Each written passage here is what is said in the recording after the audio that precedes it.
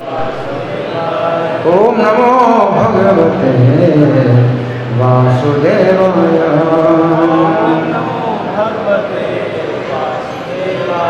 ग्रंथराज श्रीमद् भगवद गीता थारूप अध्याय 10। अध्याय का नाम है श्री भगवान का ऐश्वर्य और श्लोक संख्या है 14। तो सब लोग मेरे पीछे बोलेंगे। भगवान के शब्द हैं, बहुत सरल है। जिनके पास पुस्तक है वो बोलें, जिनके पास पुस्तक नहीं वो भी बोलें। ठीक है, सब लोग बोलेंगे मेरे पीछे। सब लोग बोलिए। सर्वम एतन्नृतं वन्दे। क्या बात है, कोई दिक्कत है? बिल्कुल सरल तो है, बिल्कुल सरल है। बोलिए मेरे पीछे। सर्वम एतन्नृतं वन्दे। डर क्यों लग रहा है? किस बात का डर लग रहा है? भगवान के शब्द हैं, मुंह पवित्र होगा, कान पवित्र होंगे, सुनने से बोलने से मुंह पवित्र होगा।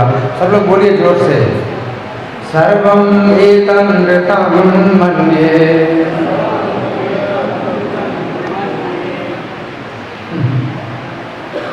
कितना शोर करते हैं वैसे, आकाश में पहुंचता है, इतना शोर करते हैं, है ना। भगवान के शब्द बोलने में बड़े कंजूस हैं आप लोग, हैं? इतनी कंजूसी क्यों कर रहे हो? बोलो। सर्वम एतन्नृतं वन्दे यन्मां वदसि केशव। सुनाई पड़ रहा है? नहीं सुनाई पड़ रहा है? क्या सरल नहीं है? भगवान के शब्द सरल नहीं है?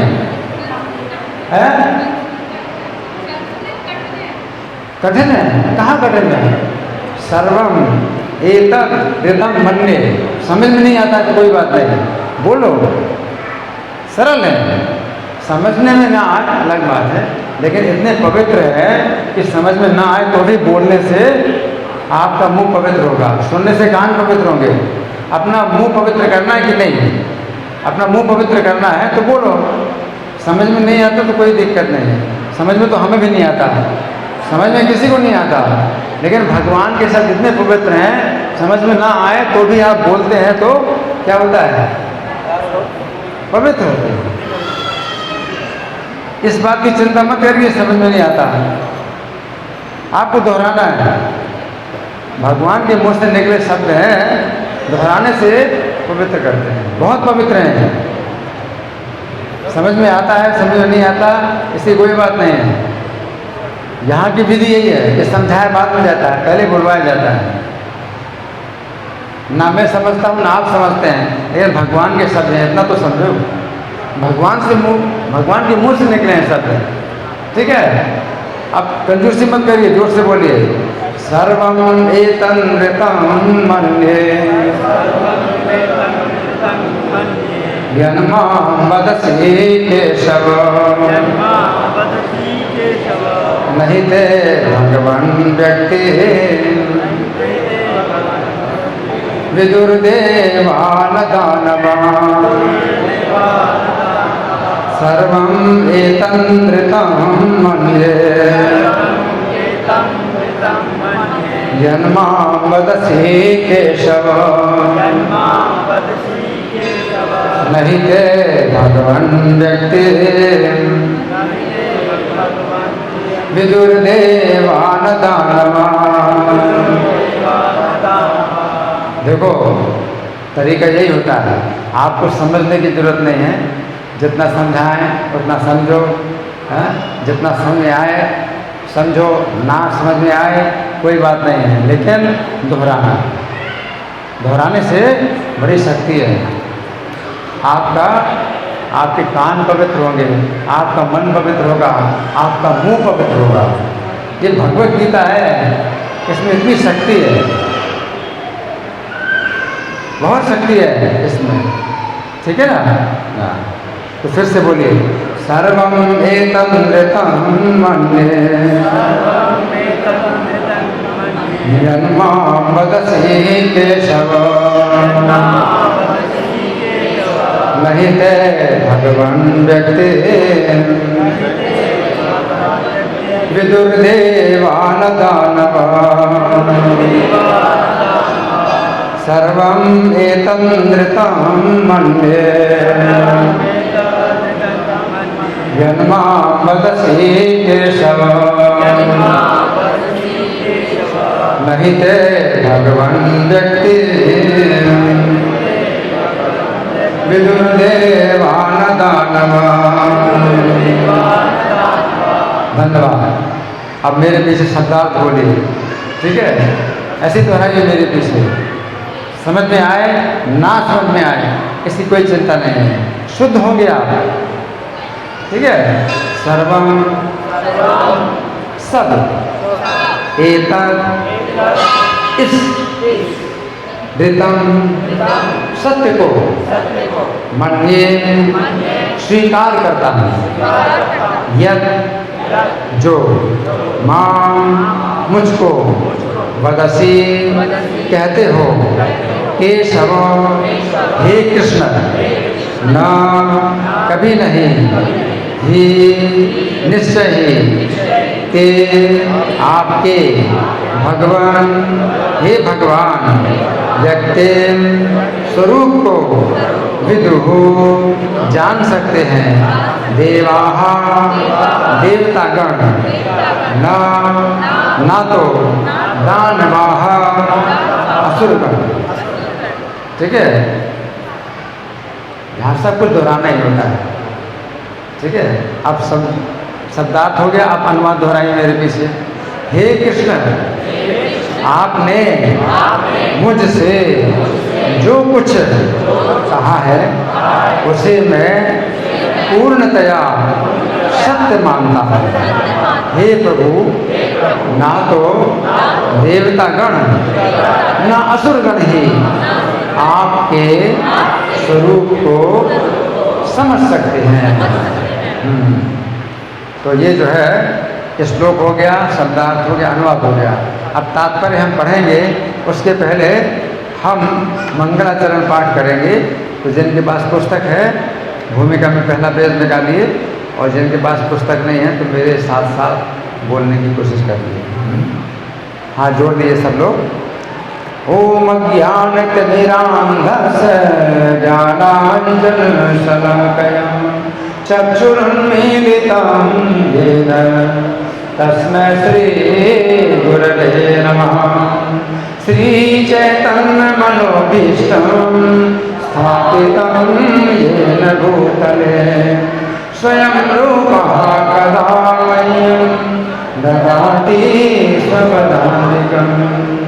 वन्देऽहं श्रीगुरो श्रीयुतपदकमलं श्रीगुरून् वैष्णवांश्च श्रीरूपं साग्रजातं सहगण रघुनाथान्वितं तं सजीवं साद्वैतं सावधूतं परिजनसहितं कृष्णचैतन्यदेवं श्रीराधा कृष्णपादान् सहगण ललिता श्रीविशाखान्वितांश्च। हे कृष्ण करुणा सिंधु दीनबंधो जगत्पते गोपेश गोपिकाकांत राधाकांत नमोस्तुते। तप्त कांचन गौरांगी राधे वृंदावनेश्वरी वृषभानुसुते देवी प्रणमामि हरिप्रिये।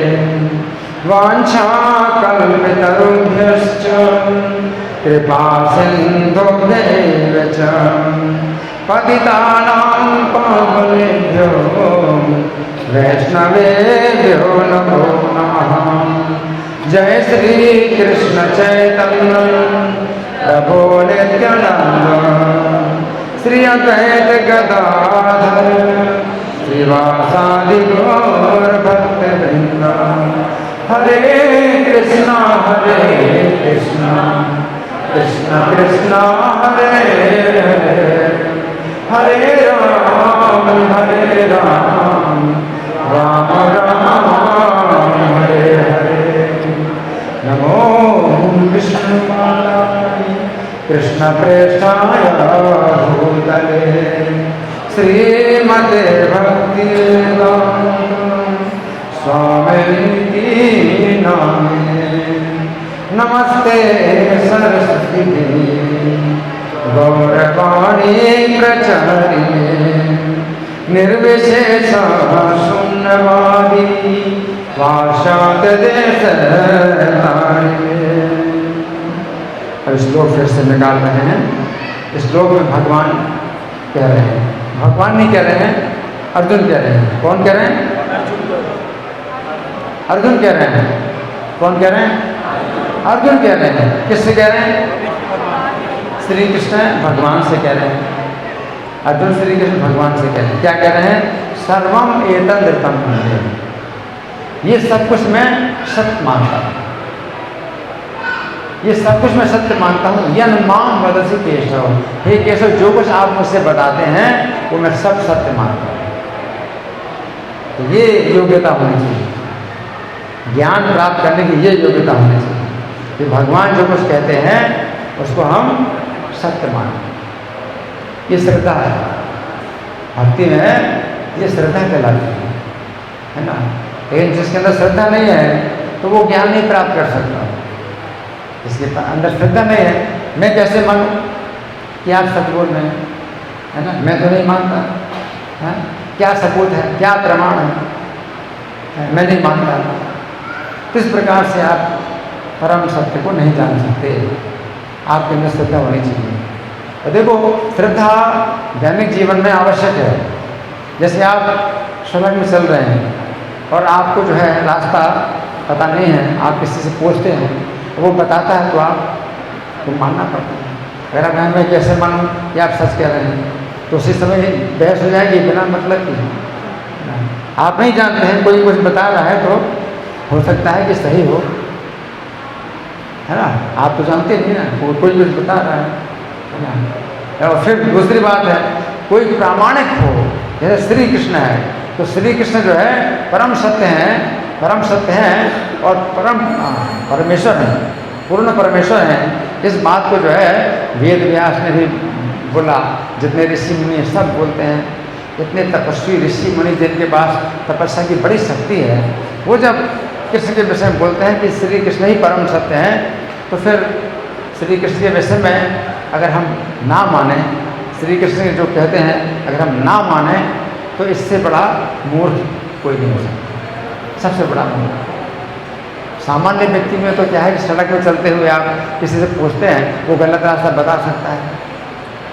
हो सकता है वो नहीं जानता है और वैसे ही बता रहा है, अंदाजे से बता रहा है और आपको जो है वो दिग्भ्रमित कर रहा है। ये तो हो सकता है ना। लेकिन श्री कृष्ण के संबंध में अगर आप सोचें कि ये भी जो है कुछ ऐसे ही सही होंगे या गलत होंगे, कुछ पता नहीं कि सही बोल रहे हैं गलत बोल रहे हैं, कुछ पता नहीं, तो ये बहुत बड़ा दुर्भाग्य है, बहुत बड़ा दुर्भाग्य है। कि श्री कृष्ण स्वयं बताते हैं कि मुझसे बढ़कर कोई नहीं। और इसी बात को जो है व्यास जी इतने बड़े महान आचार्य जो भूत वर्तमान भविष्य सब कुछ जानते हैं, वो बता रहे हैं, व्यास जी बता रहे हैं, सब ऋषि मुनि बताते हैं कृष्ण के बारे में कि परम सत्य है, सर्वोच्च है, उनके बराबर कोई नहीं, उनसे ऊपर होने के तो बात ही कोई नहीं है, उनके बराबर भी कोई नहीं। तो अर्जुन ने क्या कहा? भगवत गीता को समझने की यही विधि है, क्या कि हे कृष्ण, आप जो कुछ मुझसे कहते हैं उसको मैं सब कुछ सत्य मानता हूँ। इसमें यह नहीं कि 1% संदेह है, 1% भी संदेह नहीं है, 100% सत्य मानता हूँ। जो कुछ आप कहते हैं उसको 100% सत्य मानता हूँ। नहीं दे भगवान व्यक्ति विदुर्देवान दानवा, अगर आप स्वयं ना बताएं अपने बारे में तो कोई देवता भी नहीं जान सकता, ना कोई दानव जान सकता। अब देवताओं के पास, दानवों के पास बड़ी बड़ी शक्तियाँ होती हैं, देवताओं के पास कितनी शक्तियाँ होती हैं। अगर आपके सामने आ जाएं और वो नहीं चाहते कि आप देखें उनको, तो आप उनको नहीं देख सकते। कोई भी देवता यहाँ पर अगर आ जाए, है ना, तो वो जो है आप सबको देख सकता है, और वो नहीं चाहता कि आप लोग उसको देखें, तो आप लोग नहीं देख सकते उसे। देवताओं के पास सभी शक्तियाँ होती हैं, और देवता चलते हैं जमीन में तो जमीन को नहीं छोड़ते, उनके पैर जमीन से ऊपर रहते हैं। कैसी शक्तियाँ हैं? देवताओं के शरीर से पसीना नहीं निकलता, देवताओं के शरीर से छाया नहीं बनती। देवताओं की कितनी शक्तियाँ हैं। दानवों में बड़ी बड़ी शक्तियाँ होती हैं, दानवों में बड़ी बड़ी शक्तियाँ होती हैं, है ना। जैसे मैं दानव है ना, तो शिल्पी हैं, बहुत बड़े शिल्पी हैं मैं दानव, है ना। तो उनके पास बड़ी बड़ी शक्तियाँ हैं, है ना। तो देवता और दानव भी अपनी इतनी बड़ी बड़ी शक्तियों से भी जो है आपको नहीं जान सकते जब तक आप ना बताएं। कृष्ण को जो है कोई नहीं जान सकता। अपने बल से, अपनी शक्ति से, अपनी विद्या से कोई भी कृष्ण को नहीं जान सकता। कृष्ण को वही जान सकता है जिसको कृष्ण जनाएं, जिसको कृष्ण बताएं, है ना। वो जो संदेश है गीता का श्री कृष्ण अर्जुन को जो दे रहे हैं, तो ये जो है मतलब इतना दुर्लभ है कि कोई व्यक्ति नहीं जान सकता बिना सुने। सुनना पड़ेगा, सुनना पड़ेगा इसको, और इसको सुनने के साथ साथ क्या है, समर्पण भी करना है, समर्पण भी करना है ना। सुनना है, समर्पण करना है, प्रश्न करना है। ये जो विधि है, इस विधि के द्वारा आप जान सकते हैं कृष्ण को। अब हम सुनेंगे प्रभुपाद तात्पर्य में क्या लिखते हैं। श्रील प्रभुपाद की जय। यहाँ पर अर्जुन इसकी पुष्टि करते हैं कि श्रद्धाहीन और आसुरी प्रकृति वाले लोग कृष्ण को नहीं समझ सकते। जो आसुरी प्रकृति वाले लोग हैं, है ना, तो आसुरी प्रकृति वाले लोग हैं वो कैसे होते हैं। अब जानन्ति माम मूढ़ा मानसी तन्मासी।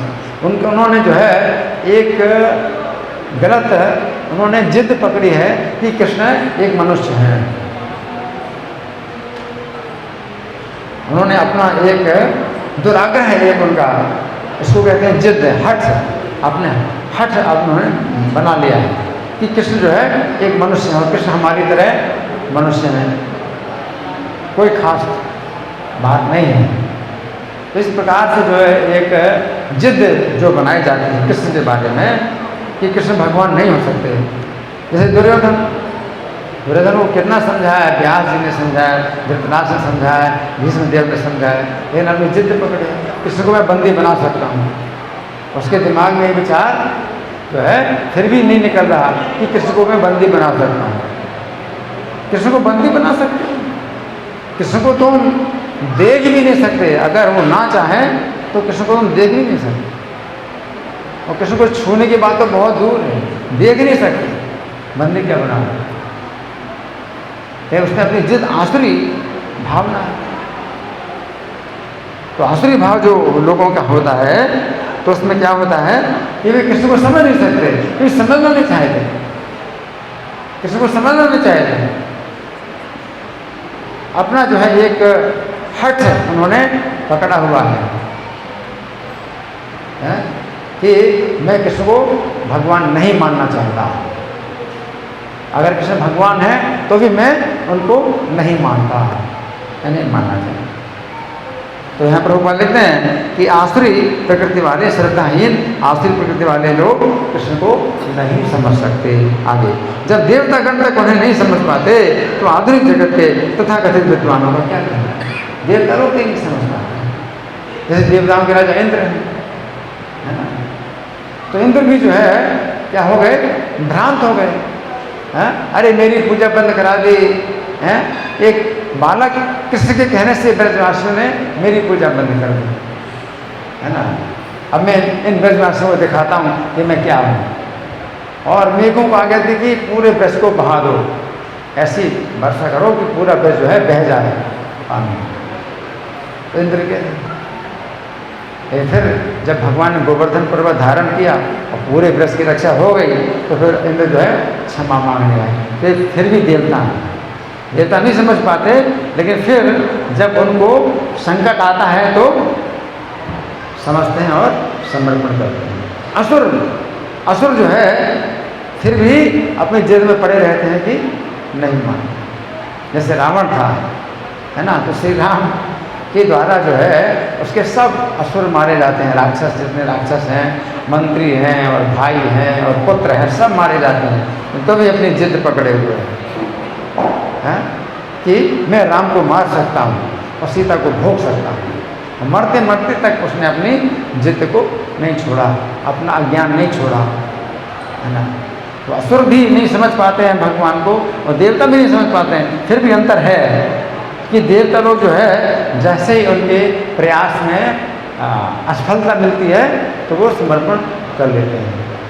तो इंद्र को तुरंत जो है होश आ गया, हाँ, कि मैंने बड़ी भारी गलती की है और कृष्ण के प्रति समर्पण कर लिया, अपने अज्ञान के लिए पश्चाताप किया और अपनी गलती स्वीकार की, कृष्ण से माफ़ी मांगी। फिर असुर लोग जो है कभी नहीं माफ़ी मांगेंगे। न माम दुष्कृतो मूढ़ा प्रपद्यन्ते धनाधिमाः। असुर लोग कभी शरण में नहीं आते, है ना। उनको चाहे जितनी मार पड़े लेकिन अपने अज्ञान को छोड़ते नहीं, अपने अभिमान को छोड़ते नहीं। और देवताओं को जैसे मार पड़ती है तुरंत अपना ज्ञान छोड़ देते हैं, अपना अभिमान छोड़ देते हैं, उनकी रक्षा हो जाती है। असुर लोग अज्ञान को नहीं छोड़ते, अभिमान को नहीं छोड़ते, उसी के साथ साथ वो भी नष्ट हो जाते हैं। भगवान तो अज्ञान को नष्ट करते हैं, अभिमान को नष्ट करते हैं। तो देवता लोग छोड़ देते हैं तो उनकी रक्षा हो जाती है, अभिमान नष्ट हो जाता है और उनकी रक्षा हो जाती है। लेकिन असुर लोग अपना अभिमान अज्ञान नहीं छोड़ते हैं तो अज्ञान के साथ अभिमान के साथ वो भी नष्ट हो जाता है। असुर में देवता में नहीं जाता है ना। तो यहाँ पर ऊपर लिख रहे हैं कि जब देवतागण तक उन्हें नहीं समझ पाते तो आधुनिक जगत के तथाकथित विद्वानों पर कहते हैं। आज करके तथाकथित विद्वान, तथाकथित विद्वान में वैज्ञानिक भी हैं। जो वैज्ञानिक लोग हैं तो उनको इस बात का बड़ा जो है गर्व है कि उन्होंने सब चीज़ें बना दी, पहले तो नहीं था। ये सब बिजली है, कंप्यूटर है, मोबाइल है, ये हमने बना दिया, है ना। तो वो जिन्होंने कंप्यूटर मोबाइल बनाया है वो वैज्ञानिक लोग कहते हैं कि भगवान नहीं है, कोई ईश्वर नहीं है जगत का। तो सामान्य पब्लिक मानते हैं कि भाई वही ठीक कह रहे हैं, क्योंकि वही सबसे बड़े शिक्षित लोग हैं और वो शिक्षा के बड़े बड़े अधिकारी लोग हैं। वो कहते हैं कि इस जगत में कोई ईश्वर नहीं है, तो ये उनकी बात सही है। लेकिन समझिए कि आजकल के वैज्ञानिक लोग कितने, उनके पास क्या क्या सुविधाएं हैं, लेकिन देवताओं के पास तो कितनी सुविधाएं हैं। देवताओं के पास कितनी सुविधाएं हैं।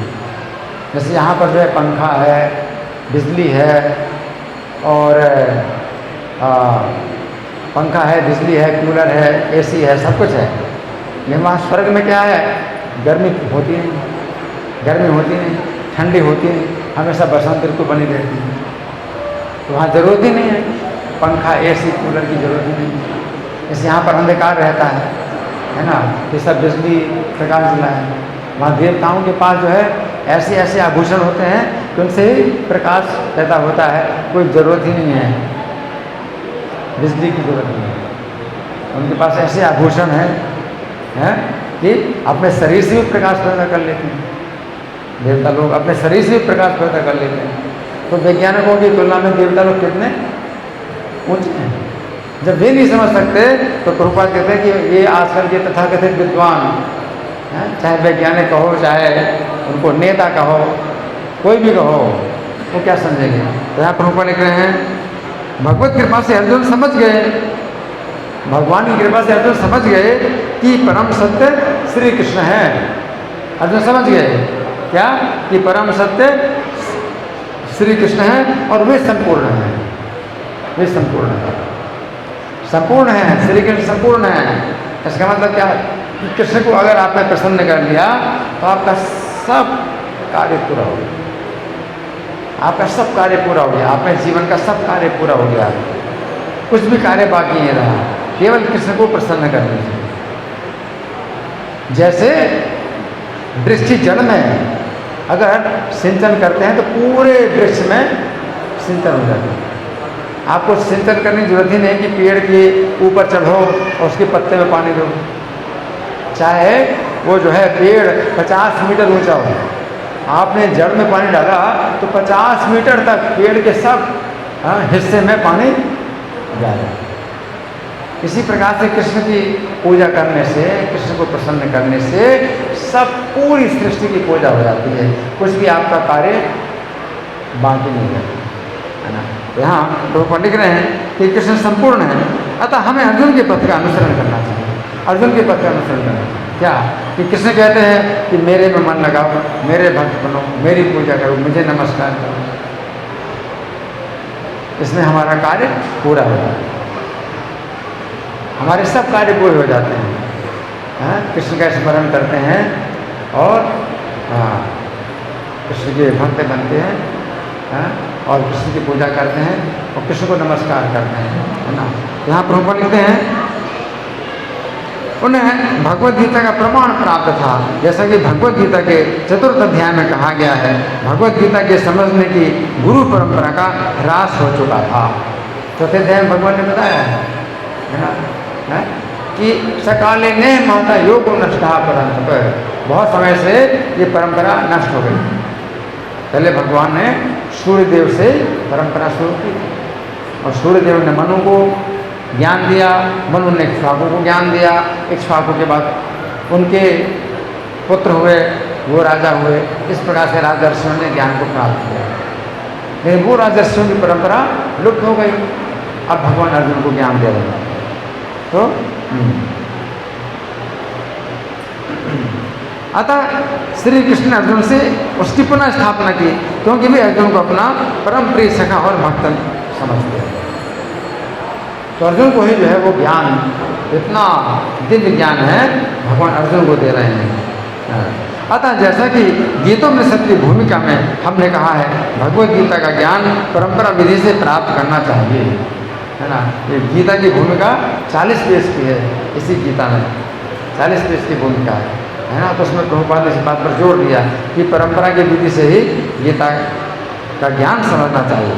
आगे परंपरा विधि के लुप्त होने पर उसके सूत्रपात के लिए अर्जुन को चुना गया। हमें चाहिए कि अर्जुन का हम अनुसरण करें, जिन्होंने कृष्ण की सारी बातें जान ली, तभी हम भगवत गीता के सार को समझ सकेंगे और तभी कृष्ण को भगवान के रूप में जान सकेंगे। यहाँ प्रभुपाद का तात्पर्य समाप्त हुआ। अब मैं इसमें से पढ़ूंगा जो श्री भगवान ने कहा में व्याख्या है। तो श्री भगवान ने कहा कि जो व्याख्या है वो बहुत विस्तृत है, तो मैं कुछ बातें पढ़ के सुनाऊंगा, आप लोग बड़े ध्यान से सुनिए। पिछले 2 श्लोकों में अर्जुन ने पहले सभी ऋषियों की बात कही कि सभी ऋषि लोग श्री कृष्ण को सर्वोच्च ईश्वर बताते हैं। अर्जुन ने कहा, क्या कहा, जितने ऋषि हैं सभी बताते हैं कि श्री कृष्ण क्या है, सर्वोच्च ईश्वर है। और सबसे अंत में उन्होंने श्री कृष्ण की बात कही कि श्री कृष्ण भी अपने विषय में यही बात कर रहे हैं। श्री कृष्ण भी अपने विषय में यही बात कर रहे हैं, क्या कि सर्वोच्च मुझे देवता लोग नहीं जानते, है ना। इससे अर्जुन को ऐसा लगा कि उन्होंने श्री कृष्ण के प्रति अपराध कर दिया है, कि वे श्री कृष्ण की बात को इसलिए सत्य मानते हैं क्योंकि सभी ऋषि श्री कृष्ण के विषय में ऐसा ही कहते हैं। हाँ, लगा ना, ऐसा लगता है। अर्जुन ने कहा कि आपको जो है जितने ऋषि मुनि हैं वो कहते हैं कि सर्वोच्च ईश्वर आप ही हैं, है ना। और जो असित हैं, देवल हैं, व्यास हैं, वो भी कहते हैं और आप भी स्वयं कहते हैं। तो इसका मतलब क्या है कि आप जो कह रहे हैं वो तो मैं बाद में मान रहा हूँ, पहले तो मैं उनकी बात मान रहा हूँ। जिनकी बात जितने ऋषि हैं वो आपको कह रहे हैं। तो अर्जुन को लगा कि मैंने अपराध कर दिया, कि आपने जो कुछ कहा अपने बारे में उसको जो है प्रमाणित करने के लिए मैं उनकी बात कर रहा हूँ कि व्यास जी आपको कह रहे हैं, सब ऋषि लोग आपको कह रहे हैं, समझ रहे ना। क्योंकि आप अगर कह रहे हैं तो मैं वैसे ही आपकी बात मानूं, उनकी बात क्यों कहूँ कि ऋषि लोग कह रहे हैं आपको और वो कह रहे हैं, वो कहें ना कहें, अगर आप कह रहे हैं तो मैं आपकी बात मानूं। अर्जुन को लगा मैंने अपराध कर दिया कि उन्होंने जो है पहले ऋषियों की बात कही है और तब श्री कृष्ण की बात मान रहे हैं। तो कि कृष्ण का अपराध हो गया है कि श्री कृष्ण की बात को इसलिए मैं सत्य मान रहा हूँ, क्योंकि सभी ऋषि श्री कृष्ण के विषय में ऐसा ही कहते हैं। इस प्रकार अर्जुन ने श्री कृष्ण को सर्वोच्च प्रमाण ना मानकर सभी ऋषियों को प्रमाण माना है, और ऋषियों के प्रमाण के आधार पर श्री कृष्ण की बात को सत्य माना है ना। वो एक बात ऐसी हो जाती है ना कि आप अपने बारे में कुछ कह रहे हैं तो मैं आपकी बात को तब मानूंगा, भाई ये भी कह रहे हैं कि भाई आप सच बोल रहे हैं, तो इनकी बात पर मैं ज़्यादा विश्वास कर रहा हूँ, तब आपकी बात को मान रहा हूँ। तो अर्जुन को ऐसा लगा। यद्यपि अर्जुन के मन में ऐसी भावना नहीं है कि वे श्री कृष्ण की बात को तभी सत्य मानेंगे जिस समय उनकी बात ऋषियों के द्वारा प्रमाणित होगी, परंतु अब वे श्री कृष्ण को ही परम प्रमाण के रूप में स्थापित करने के लिए इस श्लोक में कह रहे हैं कि श्री कृष्ण जो कुछ भी अर्जुन से कहते हैं उस प्रत्येक बात को अर्जुन सत्य माने। अब ये नहीं कि ऋषि लोग कहते हैं या नहीं कहते हैं आपके बारे में, आप कहते हैं तो मैं आपकी बात को सत्य मानूं। तो अर्जुन ने सीधे कहा कि ऐसा कुछ नहीं है कि ऋषि लोग आप कहेंगे तभी मैं आपकी बात को मानूंगा, अगर आप कह रहे हैं तो मैं आपकी बात को वैसे ही मानूंगा, है। तो ये अर्जुन ने सामान्य लोगों के लिए ऐसा कहा था कि ऋषि लोग भी श्री कृष्ण के विषय में ऐसा कहते हैं। हाँ, तो सामान्य लोग जो है कृष्ण की बात को नहीं मानते, ऋषि को ज़्यादा बड़ा मानते हैं, कृष्ण को तो मनुष्य समझते। सामान्य लोग नहीं समझते ना कृष्ण को कि परमेश्वर है, और ऋषियों को ज़्यादा बड़ा मानते हैं। और मनुष्य लीला में श्री कृष्ण की ऋषियों के सामने झुकते हैं, मनुष्य की लीला करते हैं भगवान। तो कृष्ण अगर कुछ कहेंगे तो जो है उतना नहीं मानेंगे जितना ऋषि लोग कहेंगे, इसलिए अर्जुन ने ऋषियों की बात कही। तो सामान्य लोगों के लिए अर्जुन ने ऐसा कहा था कि ऋषि लोग भी श्री कृष्ण के विषय में ऐसा ही कहते हैं, क्योंकि सामान्य लोगों की श्रद्धा श्री कृष्ण में ना होकर ऋषियों में है। इस श्लोक में अर्जुन ने दो महत्वपूर्ण उद्गार प्रकट किए। तो सबसे पहले क्या कहा कि हे केशव, आप मुझे जो कुछ बताते हैं वो सब मैं सत्य मानता हूँ। तो यहाँ पर अर्जुन कह रहे हैं कि हे श्री कृष्ण, आप मुझे जो कुछ बता रहे हैं उससे मैं सत्य मानता हूँ। ये तो अर्जुन की स्थिति है, परंतु यदि हम अर्जुन के मार्ग पर नहीं चलेंगे तो हमें बहुत बड़ा धोखा प्राप्त होगा। अगर हम अर्जुन के मार्ग में नहीं चलेंगे तो बहुत बड़ा धोखा प्राप्त होगा। श्री कृष्ण की माया इस भौतिक संसार में प्रत्येक जीव को ऐसे सुखों के लिए विश्वास दिलाती है जो देखने में तो सुख दिखाई देते हैं, परंतु वे वास्तव में दुख होते हैं। भगवान की माया से श्री कृष्ण कहते हैं कि हम श्री कृष्ण के धाम में जाएं, इस माया के स्थान में ना रहें। माया के इस स्थान में सुख नहीं है, केवल दुख ही दुख है। परंतु हमसे माया कहती है कि हमें श्री कृष्ण के धाम में नहीं जाना चाहिए, हमें माया के इसी स्थान में रहना चाहिए। माया क्या कहती है कि कृष्ण के धाम में क्यों जाते हो, यहीं रहो, यहाँ पर सुख है। माया ऐसा कहती है।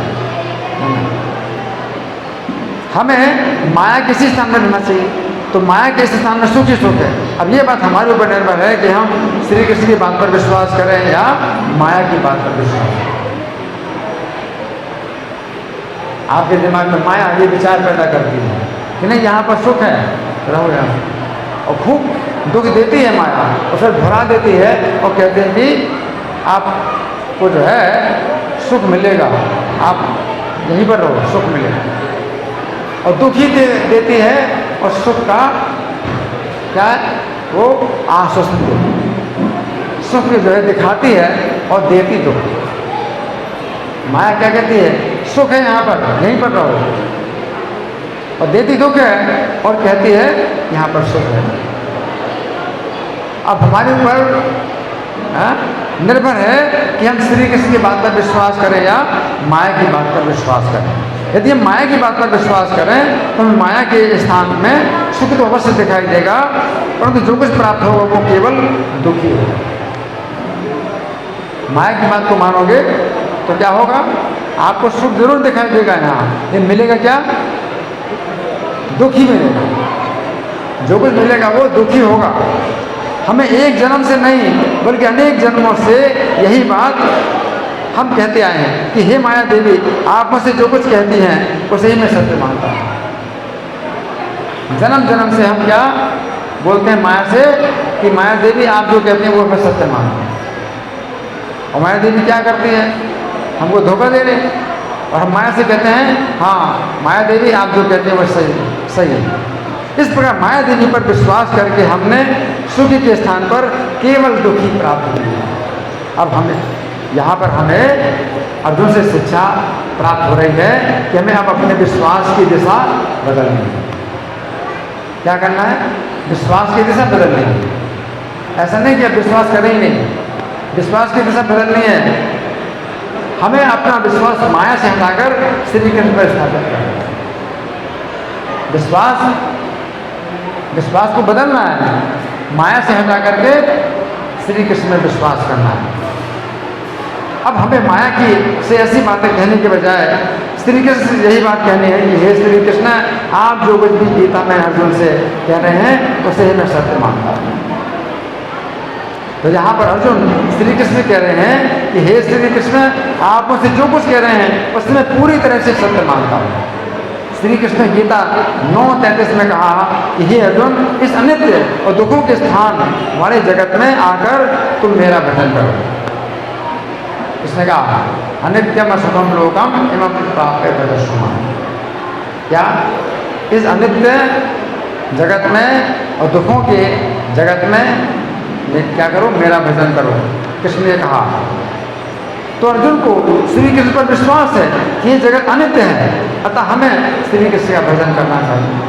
परंतु आज की शिक्षा कहती है हम इस बात पर विचार ना करें कि ये जगत अनित्य है, बल्कि हमें इस जगत में सुख भोगने का पूरा प्रयास करना चाहिए। आजकल की शिक्षा यही है कि इस बात की चिंता मत करो,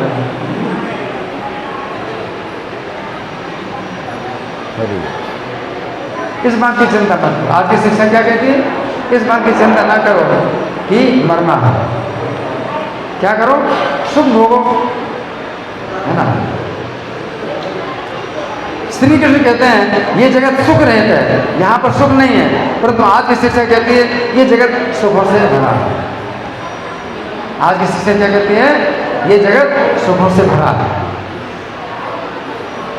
लोग श्री कृष्ण की बात पर विश्वास करने के लिए तैयार नहीं है, वे श्री कृष्ण की बात के विपरीत अपने विश्वास को पक्का बनाते हैं ना। तो यहाँ पर अर्जुन कह रहे हैं कि हे श्री कृष्ण, आप मुझे जो कुछ बता रहे हैं उससे मैं पूर्णतः सत्य मानता हूँ। परंतु असुर लोग कहते हैं कि श्री कृष्ण जो कुछ गीता में अर्जुन को बता रहे हैं वे उसके विपरीत मानेंगे। असुर लोग क्या कहते हैं? कृष्ण अगर गीता में कोई बात कही है तो हम उल्टा चलेंगे। असुर लोग क्या कहते हैं? हम उल्टा चलेंगे, हम कृष्ण की बात नहीं मानेंगे, जो कुछ कृष्ण कहेंगे हम उल्टा करेंगे। असुर लोग कहते हैं श्री कृष्ण यदि गीता में अर्जुन को बता रहे हैं ये जगत अनित्य है और सुख रहित है, तो ये लोग इस जगत को नित्य बनाकर रहेंगे, इस जगत को सुखों से पूर्ण बनाकर रहेंगे। अपना वो इस प्रकार का उल्टा प्लानिंग करते हैं, उल्टी प्लानिंग करते हैं। गीता 17:5 और 6 में श्री कृष्ण कहते हैं कि जो लोग दंभ और अहंकार के कारण शास्त्र के विरुद्ध कठोर तपस्या और व्रत करते हैं, जो काम और आसक्ति द्वारा प्रेरित होते हैं, जो मूर्ख हैं, वे असुर कहलाते हैं। इसका अर्थ है कि जो लोग श्री कृष्ण की शिक्षा अथवा शास्त्र की शिक्षा के विरुद्ध प्रयास करते हैं वे असुर हैं और कभी भी अपने कार्य में सफल नहीं हो सकते। इस संसार को सुखी बना नहीं सकते कभी। इस संसार को जो है दुख रहित नहीं बना सकते। श्री कृष्ण की और शास्त्र की शिक्षा है कि ये जगत मृत्यु का स्थान है, दुखों का स्थान है। परंतु ये मूर्ख और घमंडी लोग कहते हैं ये जगत को मृत्यु से रहित और दुखों से रहित बना देंगे। इस कारण में बहुत तपस्या करते हैं, मृत्यु को दूर करना चाहिए। अब मृत्यु को दूर नहीं कर सकते, मृत्यु से बच नहीं सकते, लेकिन अपने प्रयास में लगे हुए हैं, परिश्रम करते हैं। ऐसे असुर लोग कहते हैं, ऐसे असुर लोग कहलाते हैं। श्री कृष्ण गीता में कहते हैं उनका एक ऐसा स्थान है जहाँ पर शाश्वत जीवन है। गीता में बताया क्या? एक ऐसा स्थान है श्री कृष्ण का जहाँ शाश्वत जीवन है, जहाँ पर मृत्यु नहीं है, बुढ़ापा नहीं है, बीमारी नहीं है, जन्म नहीं है। परंतु ये मूर्ख लोग कहते हैं कि श्री कृष्ण जैसे स्थान बताया वैसा कोई भी स्थान नहीं। अब आप नहीं जानते हैं अब कृष्ण बता रहे हैं कि मेरा स्थान ऐसा है, तो आपको मानना चाहिए। फिर वो क्या कहते हैं, नहीं हम नहीं मानते। कृष्ण बताते हैं कि ऐसा स्थान है जहाँ मृत्यु नहीं है, बुढ़ापा नहीं है, बीमारी नहीं है, हम नहीं मानते। इस तरह से जो है नकारते हैं। श्री कृष्ण कहते हैं कि शरीर के अंदर जो जीव है वो शाश्वत है, हम ये शरीर नहीं है। शरीर के नष्ट होने पर जीव नष्ट नहीं होता है, बल्कि उसे अन्य शरीर प्राप्त होता है। परंतु ये मूर्ख और धूर्त कहते हैं कि शरीर के अंदर कोई जीव नहीं है जो शाश्वत है। आज की शिक्षा में क्या मानते हैं, शरीर के साथ सब कुछ खत्म हो जाता है, मृत्यु के साथ सब कुछ खत्म हो जाता है। आज के शिक्षा में क्या सिखाते हैं, यही सिखाते हैं अगला जीवन नहीं है, मरने के बाद अगला जीवन नहीं है, हाँ? इस जीवन में जो है मृत्यु के साथ सब कुछ खत्म हो जाता है। तो ये लोग हम ये शरीर हैं, क्या कहते हैं, हम ये शरीर हैं और शरीर के साथ हम उत्पन्न होते हैं, शरीर के साथ हम नष्ट हो जाते हैं। पुनर्जन्म जैसे कोई वस्तु नहीं। पुनर्जन्म की बहुत सी बातें आती हैं, बहुत से बच्चे हैं अपने पिछले जन्म की बातें बताते हैं, इतनी बातें आ रही हैं तो भी क्या कहते हैं, पुनर्जन्म नहीं होगा।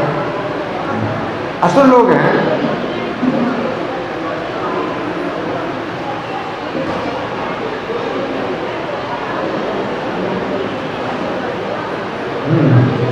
पुनर्जन्म जैसी कोई वस्तु नहीं है। श्री कृष्ण कहते हैं वे इस जगत के परम ईश्वर हैं, परंतु ये मूर्ख और अभागे कहते हैं इस जगत का कोई ईश्वर नहीं। इसलिए ये जीवन केवल भोगों को भोगने के लिए, इस जीवन का कोई अन्य लाभ नहीं है। गीता 16:8 के तात्पर्य में श्रील प्रभुपाद लिखते हैं, वे भगवत गीता में कहे गए श्री कृष्ण के इन वचनों को नहीं मानते कि ये संपूर्ण भौतिकगत श्री कृष्ण के ही निर्देश के अंतर्गत गतिशील है। असुरों को संसार की सृष्टि के विषय में पूरा ज्ञान नहीं है, प्रत्येक अपना कोई ना कोई सिद्धांत है, अपना सिद्धांत है। तो यहाँ पर अर्जुन श्री कृष्ण को केशव के नाम से संबोधित कर रहे हैं। केशव, अर्जुन श्री कृष्ण को क्या कह रहे हैं, केशव। केशव शब्द 4 शब्दों से मिलकर बना है, का, आ, ईश, बाबा। का शब्द का अर्थ है ब्रह्मा जी, आ शब्द का अर्थ है विष्णु जी, ईश शब्द का अर्थ है शिव जी, वा शब्द का अर्थ है बपू अर्थात शरीर। इस प्रकार केशव शब्द का अर्थ हुआ ऐसा व्यक्ति जिसके शरीर में ब्रह्मा जी, विष्णु जी तथा शिव जी इन तीनों का निवास है। इस प्रकार अर्जुन यहाँ पर कहना चाहते हैं कि हे श्री कृष्ण, आपके शरीर में यदि ब्रह्मा जी, विष्णु जी और शिव जी इन तीनों देवों का निवास है तो आपसे बढ़कर निर्णय देने वाला अधिकारी कोई नहीं है, अतः आप जो कुछ कहते हैं उसे मैं सत्य मानता हूं। तो अर्जुन ने मतलब भगवान को केशव कह करके ये संबोधित किया। केशव कह के क्या संबोधित किया कि आपके शरीर में ब्रह्मा जी और विष्णु जी और शिव जी तीनों निवास करते हैं, इसलिए आप जो कुछ कहेंगे वो सत्य। तो इस व्याख्या तो और भी लंबी है, हमारे पास अभी कुछ समय है, थोड़ा सा समय है, तो आप लोगों के साथ कुछ मंथन, कोई प्रश्न, कोई चर्चा, आप लोग आगे आ जाइए, जो दूर बैठे आगे आ जाइए। तो कोई प्रश्न है, कोई मंथन है, कोई चर्चा है, या मैं प्रश्न करूँ? मैं प्रश्न करूँ? ठीक है, आपका प्रश्न है? हाँ बोलिए।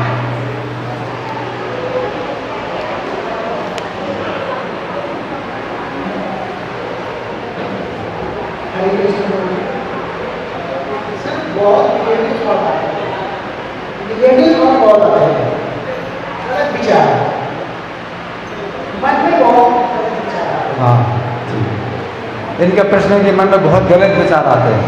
हाँ, तो मन में बहुत गलत विचार आते हैं, इसका कारण क्या है? आप जो है गलत संगति करते हैं। भौतिक संसार में ज़्यादा से ज़्यादा जो लोग हैं वो गलत विचार के हैं। भगवान के विचार, जो भगवान के विचार है वो सही है, बाकी जितने विचार है सब गलत है। अर्जुन ने यही कहा, आप जो कुछ कहते हैं उसको मैं सत्य मानता हूँ। इसका मतलब कृष्ण के अलावा और जो दूसरी बातें होती हैं वो सब क्या गलत है। आप जैसा सुनेंगे वैसे विचार करेंगे, है ना। अगर आप सही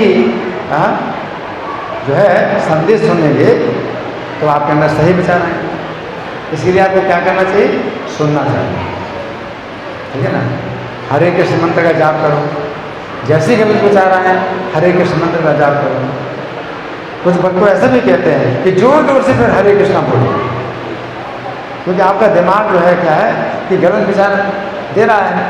क्योंकि कई जन्मों से आपने जो बातें सुनी हैं वो सब गलत जो है विचार आती हैं दिमाग में।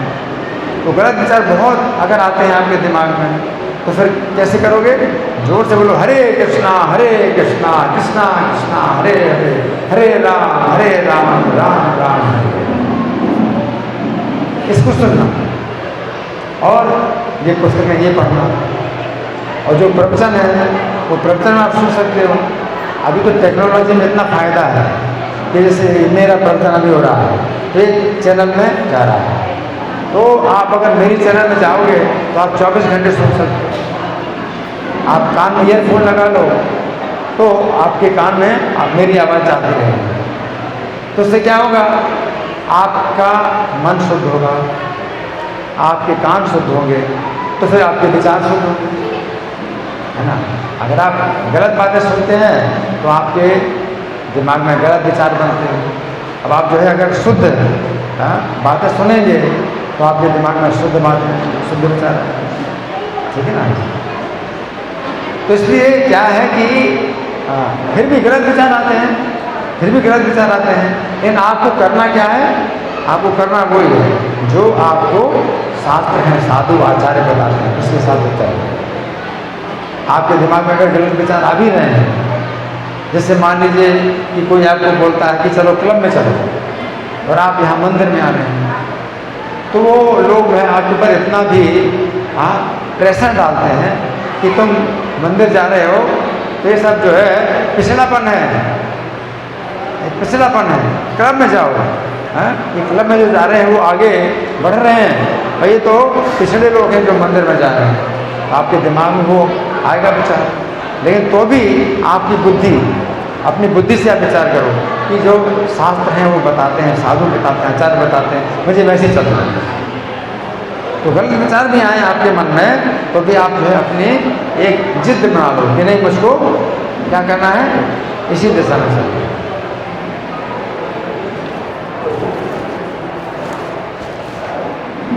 आप गीता पढ़ते हैं तो कई लोग आपको बोलेंगे कि जो गीता है ये तो जो है बहुत ऐसे पिछड़े लोगों की गीता है, ये तो पिछड़े लोगों के विचार हैं, है ना। अभी तो जो है आज की शिक्षा बहुत ऊंची हो गई है, आधुनिक शिक्षा बड़ी उन्नत है, विज्ञान है, टेक्नोलॉजी है, तो इसमें चलो, है ना। तो आपको भी लगेगा कि मैं जो है मतलब क्या करूँ, क्योंकि इतने गलत विचार आपके दिमाग में आ गए हैं कि आपको भी लगता है कि मैं गलत कर रहा हूँ, कि मैं गीता पढ़ रहा हूँ या मैं हरे कृष्ण का जाप कर रहा हूँ। तो आपको लगेगा कि ये लोग जो है इतने लोग हैं, इनका प्रेशर है कि हरे कृष्ण का जाप नहीं करना चाहिए, माला पर जाप नहीं करना चाहिए, तो क्या करूँ।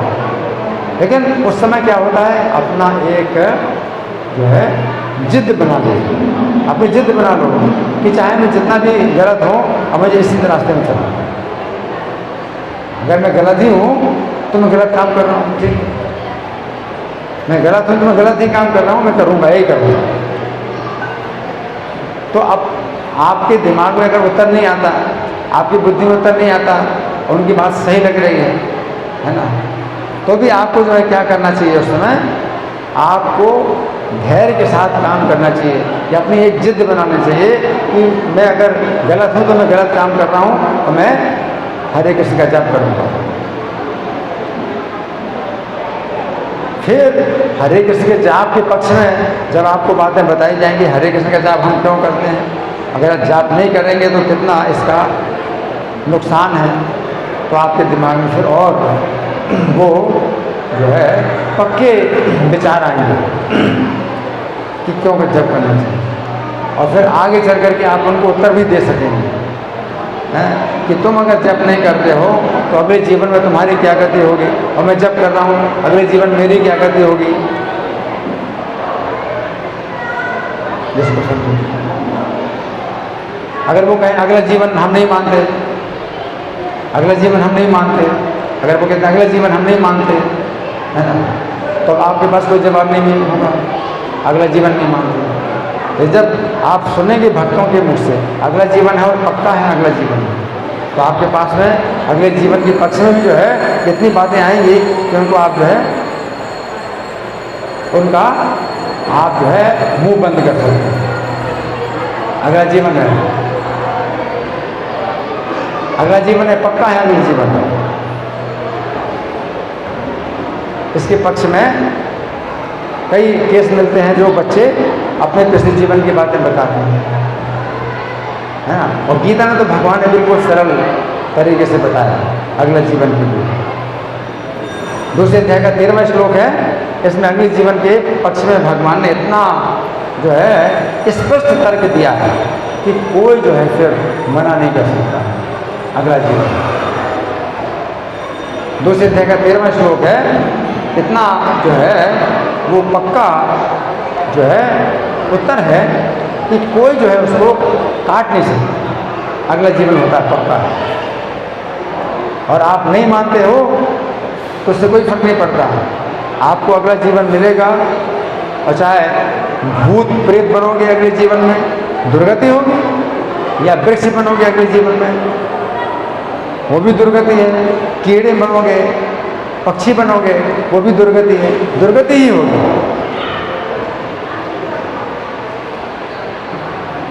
अगला जीवन नहीं मानते हो तो भी अगला जीवन है, आपके मानने से ना मानने से नहीं, ठीक है ना। तो ये चीज़ें क्या है कि आपको हमेशा इसमें हमेशा आप बने रहो, और कोई काम नहीं है तो हरे कृष्ण मंत्र का जाप करो, हरे कृष्ण मंत्र का दिन रात जाप करो, अशुद्ध अवस्था हो चाहे शुद्ध अवस्था हो आपको जाप करो। कई बार ये भी गलत विचार आते हैं कि अशुद्ध अवस्था में मुझे जप नहीं करना चाहिए, अशुद्ध अवस्था में मुझे जप नहीं करना चाहिए, ये विचार भी आता है।